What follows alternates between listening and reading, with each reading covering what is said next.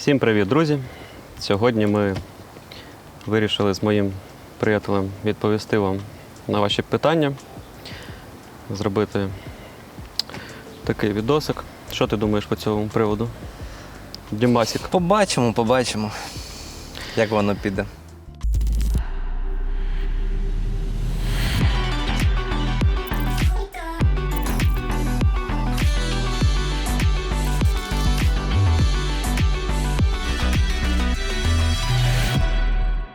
Так, давайте подивимося, які питання ви нам задали. Я буду читати, вибирати, Дімасик відповідати. Ну, інколи я також буду підключатися. Разом будемо відповідати. Так. Тоді разом. Що по білдам Юраги? Що по білдам? Ну, тут запитують Юраги, але я думаю, тут мається на увазі загалом. Там більше питань було, напевно, про Шраут, може ще які ситуації ігрові пам'ятаєш? Окей, білди – це особлива штука. Я вважаю, що якщо гравець його збирає, то, напевно, він має якийсь план на нього. І не зовсім, якщо ви бачите другий білд, він теж може бачити, як ви, а ви можете бачити, як він. Тому, напевно, купив я, то я купив. Ситуація така була. Давайте я трішки ще доповню. Я дивився в коментарях трошки, там ще запитую за Шрауди. Ну давайте так, останній патч виходив, його ж чомусь пофіксили. Значить, напевно, ця шмотка дещо дисбалансна. Можливо, є сенс десь її підрейтити, десь частіше збирати. Тому гравці так бачать. Коли Огромаг мід?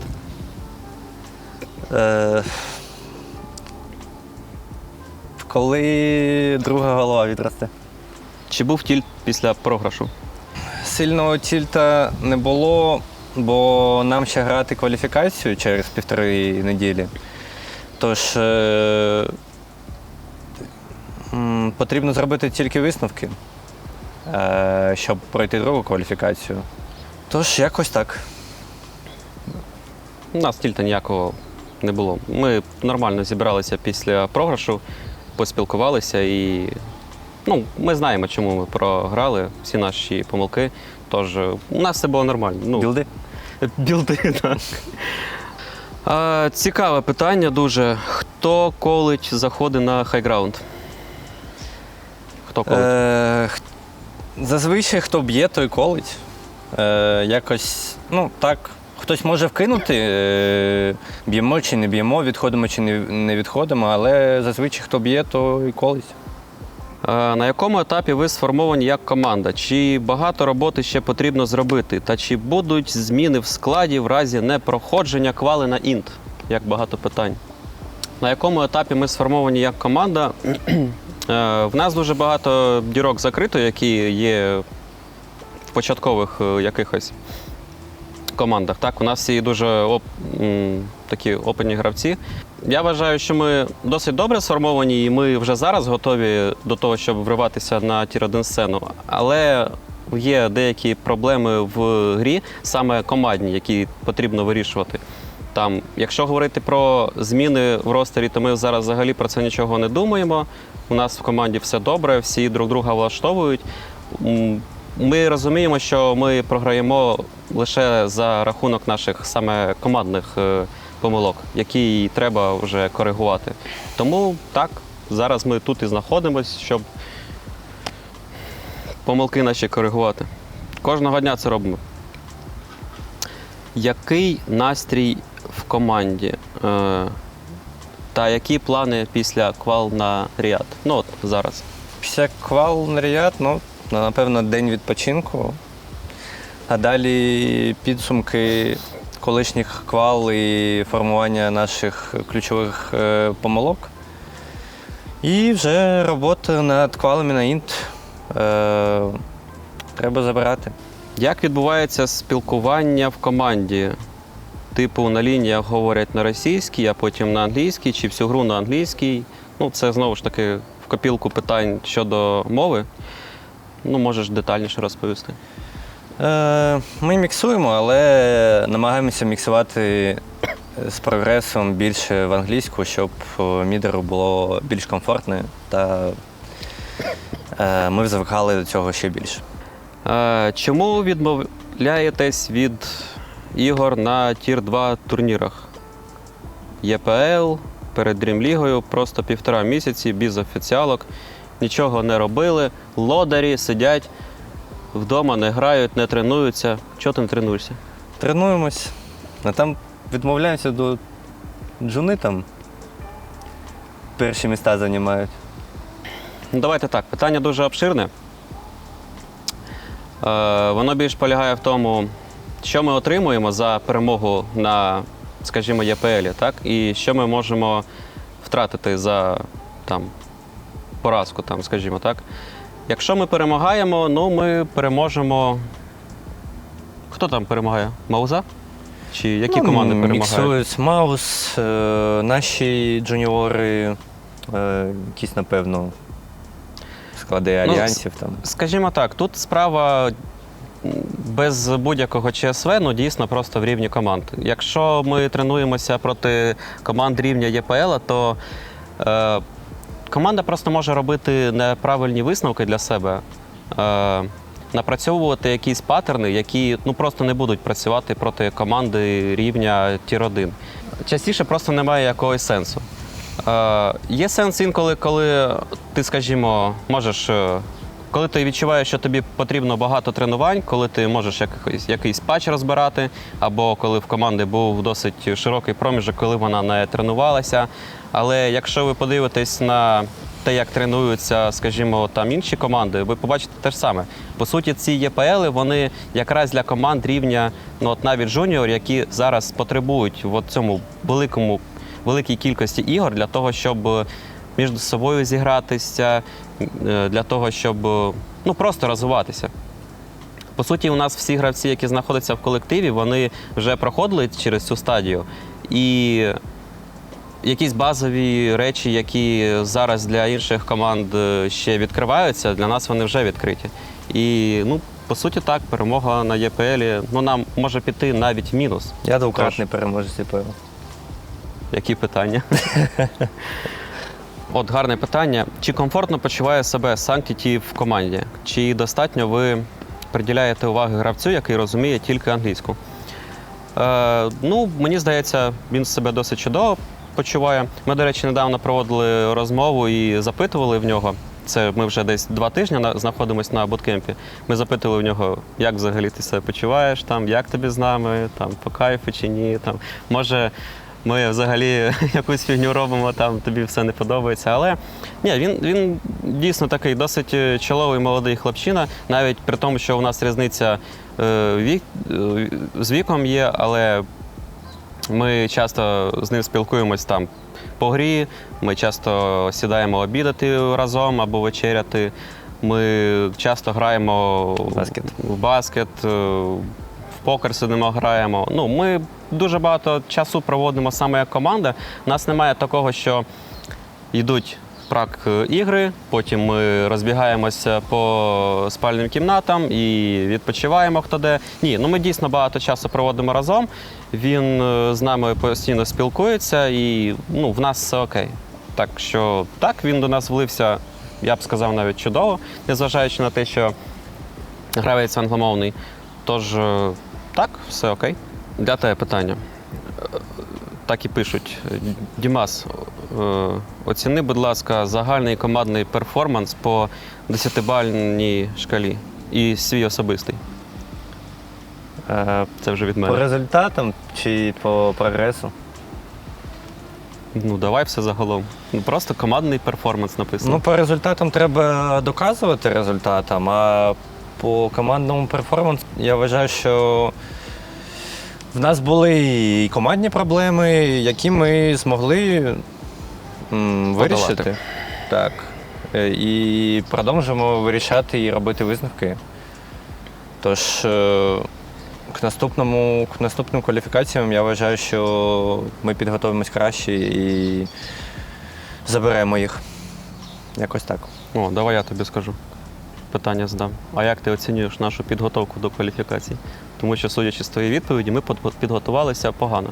Ми робили висновки і в періоді кваліфікації. І до кваліфікації, можливо, ми не змогли побачити на тренуваннях деякі проблеми, які потрібно було вирішувати з ходом кваліфікації. А в фіналі треба в деяких моментах додати і, напевно, буде десь так, як потрібно. Хто колить першу половину гри, а хто другу? Та чому така велика різниця в грі до умовного першого рошана, плюс-мінус 20 хвилин, та потім? Це до першого рошана, типу, все більш-менш? Ну, типу, все окей, а потім щось і не окей. Кожна гра доходить до стадії 20-ї хвилини, і в кожній грі ми робимо висновки на цей час, але не кожна гра заходить у лейт 50 плюс хвилини. Тому, напевно, це потрібен час та якийсь експірієнс, щоб грати хорошо в лейті. А колить, ну, напевно, супорти в началі, якісь там мідгейм. Якщо, напевно, там у мене якийсь блінк, я можу підколити з якимось героєм, якимось я стакуємося. А далі, ну, Артем Юрагі на себе більш бере, Бакит, ну, трохи я там якусь інфу даю, щоб не збивати якийсь командний шлях глобальний. Тут, напевно, більше залежить від того, чий персонаж на якомусь... Хто має більш силу у моменті гри? Ну так. Окей. На тему того, що чому в грі така різниця між 20-ю та 20-ю хвилиною та далі, можу доповнити, що, скажімо, коли ми грали Dream League, то по результату деяких мап ми помітили вже не перший раз, що у нас є така тема, що ми можемо грати з всякими бістами і так далі в темп, так? Але вже досить давно зрозуміло, що цей патч не про це, що потрібно акцентувати все ж таки гру на більш лайтових персонажах. І десь вже на цих кваліфікаціях ви могли побачити, що в принципі так і відбувається, навіть коли ми закидували якісь ігри на початкових стадіях, то ми, в принципі, розуміли, що у нас пік сильний, навіть в лейті, і ми можемо перемагати. І так, ми були, в принципі, впевнені і в лейт нашій грі, і на початку. Тому так. Це перший момент. А другий те, що, знову ж таки, він трішки пересікається ситуацією з мовою. Ми ще фільтруємо нашу гру в лейті, так? Тому що все ж таки в лейті потрібно дуже багато розмовляти командно, дуже правильно ділитися, тому що патч, тому що карта стала дуже великою. Це про розподіл гравців по карті, це про те, як ми спілкуємось, як ми ділимось. І ось тут у нас ще є прокалини, ми зараз їх намагаємося вирішувати і спілкуємось на цю тему. Чи є в команді хтось, хто каже стоп-слово? Стоп-слово хто каже? Є такі люди? Заєць, напевно, можна сказати. Стоп-слово. Тут так, більше до капітана команди, це більше на Зайці. Чи є психолог в команді? Якщо так, то оцініть його роботу, якщо ні, то чому? Психолог в команді є, дуже класний, Марина, ми з нею працюємо онлайн. І коли нам потрібно, вона так, в принципі, консультуємося, коли є на це час. Так що, так, працюємо. Наскільки відрізняється бачення на драфтах у гравців та Віталія і за ким вирішальне слово? Якщо, наприклад, Юрагі хоче героя X і каже, що він розвалить, а тренер каже, що, зрозуміло. Знову ж таки, вже як казали раніше, у нас зараз на драфті кнопку натискає більше Мелоді, так? Але ми з ним план на гру до зустрічі з суперником, в принципі, якийсь облаштовуємо. І якщо в нас є якась конфліктна, не ситуація більше, а ми не знаємо, якого героя взяти краще чи того, якщо є декілька пропозицій, так, то, оскільки кнопку натискає, знову ж таки, Мелоді, то кол за ним. Але під час якихось дискусій ми, в принципі, все обговорюємо і десь мене хлопці слухають, десь я їх прислуховуюсь. Я б сказав, що основні поінти все ж таки я доношу, якщо я більш в команді слугую таким фільтром, знаєте. Да? Якщо Юрагі пропонує якогось героя, як тут написано, а він взагалі там не стакається під нашу задумку, страту і те, як ми, в принципі, бачимо гру, влаштовуємо і хочемо грати, то так, я виступаю фільтром. Питання по Дрімлізі. Ваша думка, що не вдалося на Дрімлізі, які висновки зробили? Я думаю, не вдалась, напевно, підготовка по драфтам. Ми тренували не те, що було, як сказати, в турнірній меті. Тому вже висновки якісь робились по ходу. Десь, напевно, це скільки відсотків? 50? Десь 50, дійсно, тому що частина героїв, яких ми тренували, вони просто по меті як результат випали. Скажімо, на праках у нас дуже сильно рейтився мідовий котл, так, у нас були з ним праки, але він вилетів, Пангальєр також вилетів. Але в той же час ми прийшли підготовлені з якимсь брістлбеком, так, який був метовий, зі снайпером, з клінкзом. Слардара, я пам'ятаю, у нас не було до останніх днів. Але, знову ж таки, це не тому, що ми там не були готові з ним грати, а тому, що більше у нас на праках, дійсно, просто цього Слардара не було. Він вже виник постфактум, вже коли турнір почався і його почали драфтити інші команди.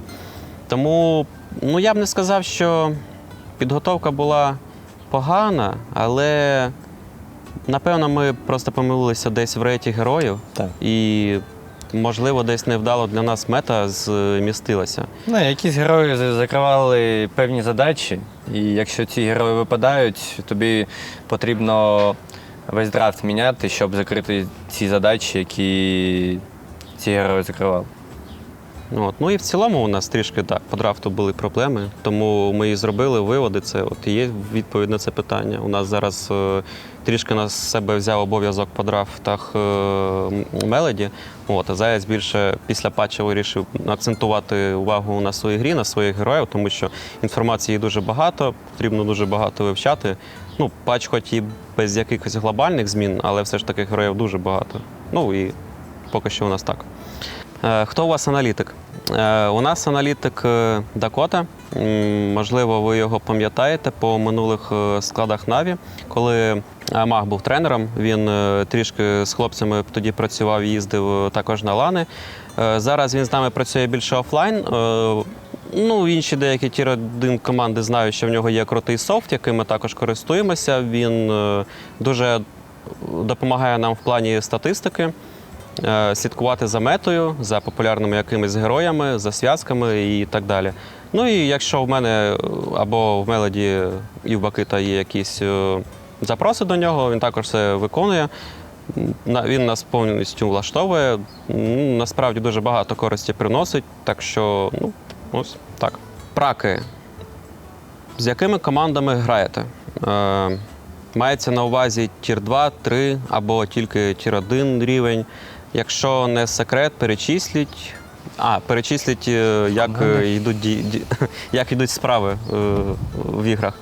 Як йдуть в справах, тут це ж стосується не лише нас, а ще й команд, проти яких ми граємо, тому досить неправильно там результати казати. Це ми лузи наші просто не виносимо на поверхню. Насправді десь 50/50, а щодо команд, з якими ми граємо, Дрімліга, якийсь пул команд Дрімліги, але також можемо грати з командами тір 2, тір 3, і в них теж є чому навчитись і якісь фішки зібрати. Загалом тір 1 команди, а коли ситуація доходить до того, що в нас немає їх в пулі на даний момент, коли в них там забиті КВшки з іншими, нікого нам поставити, то, щоб не грати просто пабліка, АФК, так ми ставимо там тір 2-3 команди і граємо з ними. Все логічно насправді. Перечислити. Всі тір 1 команди, які зараз є в топі, ми і граємо. Просто Як і раніше, ми граємо більше з європейськими командами, чим, ну, грубо кажучи, СНГ, як кажуть, так? Ну, Тобто ми ставимо собі більше фальконів, Entity, там, Secret якісь і так героїки, далі. так, секрети. Гладіатори і так далі. З усіма ми граємо.